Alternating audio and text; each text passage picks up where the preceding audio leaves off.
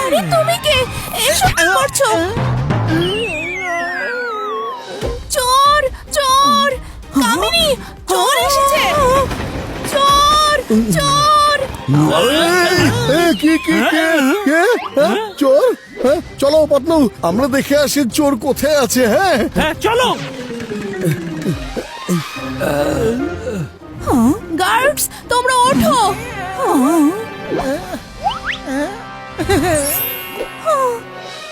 আরে আমার ব্যাগ! কি করছো তুমি? ছাড়ো! ছাড়ো, ব্যাগ দিয়ে দাও। কোথায় আছে চোর? হ্যাঁ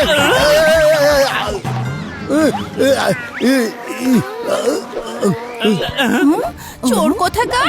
এখনই মজা দেখাচ্ছি।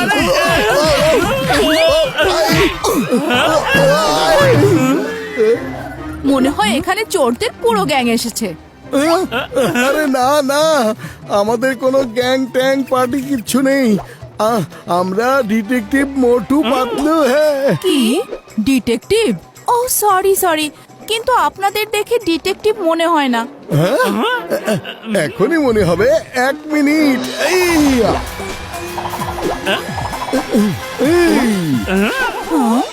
আমরা দুজন কিন্তু আপনাকে চিনি।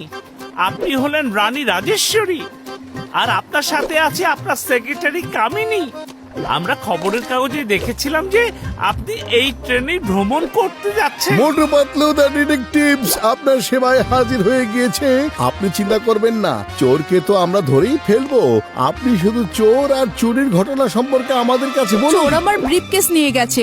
ব্রিফকেসে অনেক দামি দামি জিনিস ছিল। ও মাস্ক পরে এসেছিল, তাই আমরা চেহারাও দেখতে পারিনি।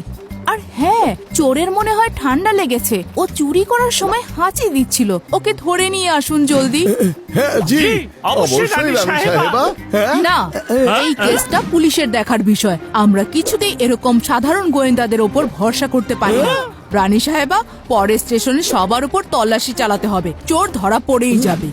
পাতলু, যাই হয়ে যাক না কেন, আমরা তো হাত গুটিয়ে বসে থাকতে পারি না, তাই না? হ্যাঁ ঠিক বলেছো বটু, চলো।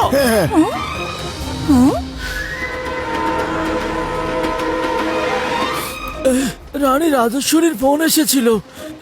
উনি সবকিছু জানালেন। কেউ এসে সিসিটিভি ক্যামেরার উপর এই কাগজ লাগিয়ে রেখেছিল, আর সেজন্যই কোনো বগিতে এর কোনো রেকর্ড নেই।